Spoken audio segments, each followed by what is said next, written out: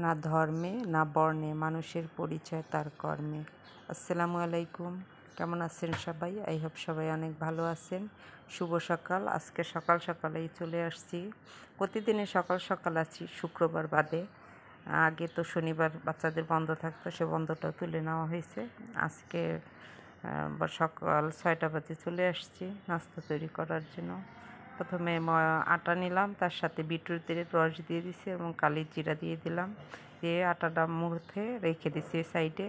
তারপর গতকালকের মুড়িগন্ডা ছিল, এটা গরম করে বাটিতে ঢেলে নিলাম। অল্প একটু আছে, এই জন্য আর অত বড় কড়াইতে রাখলাম না। আর প্রথমে বাচ্চার জন্য নাস্তাটা তৈরি করব। মেয়ে সবার আগে কলেজে চলে যায় 7টার সময়, এই জন্য ওর নাস্তাটা আগে রেডি করি, পরে আস্তে ধীরে আমাদেরটা বানাই। এখন লুচিগুলো আস্তে আস্তে বেলে নিব। অনেকগুলো বিটরুট কিনে রেখেছিলাম ডিপে, ওগুলাই। আর শরীরটা অনেক দিন তো আমার খারাপ, মেয়েদের শরীর খারাপ হলেও কিছু করার নেই, কাজ করতে হয়, এত বেশি গরম পড়তেছে। ইচ্ছে করে যে এক সপ্তাহ একদম রেস্টে থাকতাম, খাবারটা আমার সামনে দিত। এরকম যদি হইতো তাহলে কত ভালো হতো। 20 বছর সংসার লাইফে এরকম লাইফে কোনো দিনই আসে নাই আমার। সব সময় কাজ করতে হয়েছে, সেটা ভালো থাকি আর সুস্থ থাকি, যেভাবেই থাকি। আর বিশেষ করে অন্যের কাজ আমার পছন্দও হয় না, নিজেরটা যা আছে নিজে যা করতে পারি ওরকমই করে নিই আস্তে ধীরে। তারপরও আর বিশেষ আগে তো ঘর কাপড় দেওয়াটা বুয়া করে দিত, এখানে আসার পর আর বুয়া নেওয়া হয় নাই, কারণ কিছু সমস্যা আছে যার কারণে নিতে পারি না। আর এখানে বুয়ার অনেক ডিমান্ড, এক কাজে 1000 টাকা করে আনবে। আগে তো আমি পাল্টায় করতাম, 800 টাকা দিতাম, কাপড় ধুয়ে না থাকলে গরমুচ্ছা বা বাথরুম দিয়ে যেত। কিন্তু এখানে এরকম কেউ করবে না, আর এরকম করতে হলে তাদেরকে 1200-1300 টাকা দিতে হবে বলছে। সেজন্য আমি আর নিলাম না, কারণ আমাদের মতো নিম্ন মধ্যবিত্তদের পক্ষে এত সম্ভব না। 2টা বাচ্চা লেখাপড়া করে, তারপর নিজের শারীরিক অসুস্থতার জন্য সবসময় ডাক্তারের কাছে যাইতে হয়, পরীক্ষা নিরীক্ষা করতে হয়।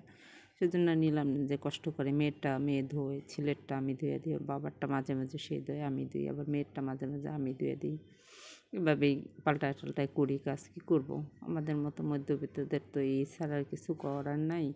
যেমন চাপার মাঝখানে ডাল থাকলে যেমন হয়, গরিবরাও ভালো থাকে আর বড়লোকরাও অনেক শান্তি থাকে। মাঝখান দিয়ে আমাদের মতো মধ্যবিত্তদের খুবই সমস্যা। আর দ্রব্যমূল্যের দাম এত বেশি যা কিনতে গেলে হিমশিম খাওয়া লাগে। এই জন্য হিসাব কিতাব করে সব সময় চলতে হয় আমাদের। তারপরে এই যে সব কিছু শেষ করে তারপর বিছানাটা তুলে নিলাম। বিছানার চাদরটা ময়লা হয়েছে, ধুয়ে দিব। সপ্তাহে একদিন তুলে ফেলতে হয়, তো আমার বেডশিটটা সবসময় তুলতে হয়। আর বেশিরভাগ সময় ভিডিওতে আমার বিছানাটাই দেখানো হয়, কারণ অন্যান্য রুমে যাওয়া গুছানোর পরে আর করা হয় না। এই জন্য একটাই দেখাই, তিনটা গত ভিডিওতে 3টা রুমের বিছানা গুছাইছিলাম, ওইটা দিয়ে দেখাইছিলাম। আর এরকম সবসময় ভিডিও করা হয় না, অনেক দিন পর পর লং ভিডিও দেওয়া হয়।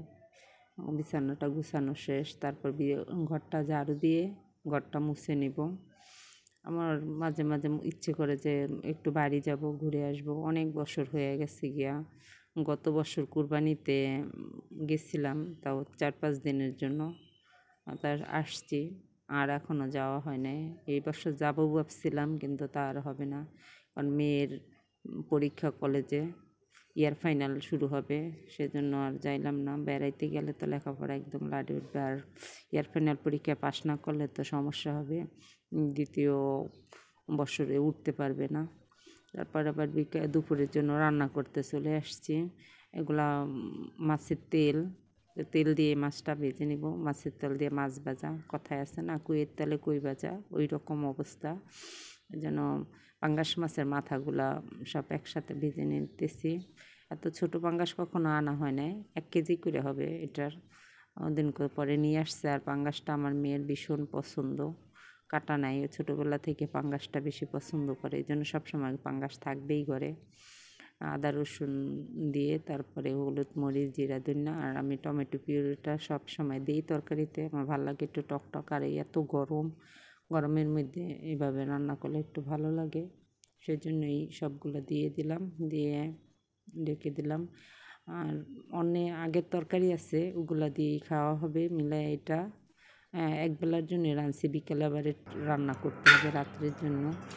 আর রোজার সময় অনেকগুলো ছোলা বুট আনা হয়েছিল, 1 কেজি প্রথম সিদ্ধ করে নিয়েছিলাম, ওইটাই রোজার মধ্যে গেছে, আর খাওয়া হয় না, কারণ ওরকম খাওয়া হয় না। এখন বাকি 1.5 কেজির মতন রয়েছে, এগুলো সবই আজকে ভিজাইছি, যে সিদ্ধ করে রেখে দিয়ে ওর বাবা প্রতিদিনই রাত্রে মুড়ি বানানো খায়, এই জন্য কয়েকদিন সিদ্ধ করা থাকলে দিয়ে দেবো, একটু একটু করে ভাইজা খাইয়ে নেবে। আর নাইলে পোকে ধরে, পোকে 1-2টা ধরাও ধরছে, এই জন্য সবগুলো সিদ্ধ করে ভিজানোর পর দেখি অনেক বেশি হয়ে গেছে, যে একসাথে এতগুলো করা ঠিক হয় না। আর রাইখা দিলেও পোকে খাইয়া ফেলাইব, তখন আর পোক ঢুকে গেলে আর ওগুলো খাওয়া যায় না। এখন সবগুলো বক্স বইরা নিই। আর এই সাদা বক্সগুলো কিনতে পারিনি, এগুলো হলো পাশের বাসার এক ভাবির মেয়ে হয়েছে, তার আকিকা হয়েছে, তার খাবার দিয়ে গেছে 3 বক্সে বইরা, খিচুড়ি, মিষ্টি, ফিরনি, ওগুলো এরপরে খায় টায় তারপরে যাক ভালোই হয়েছে, ওগুলোর মধ্যে বইটা রাখছিলাম। ঘরে ছিল মাছ রাখি বক্সের জন্য, ওরকমই এগুলো বইটা রেখে দিব। রাইখা তার গোসল করছি, নামাজ টামাজ পড়ছি, ওইটা এই যে বিকেলের জন্য চা করতে আবার চলে আসলাম। একটু পানি তুলে রাখি, ওটার মধ্যে দুধ গুলে দিব, আর লিগারটা দিয়ে দিতেছি। আমি এভাবেই চা বানাই, জানি না কি কীরকম বানায়।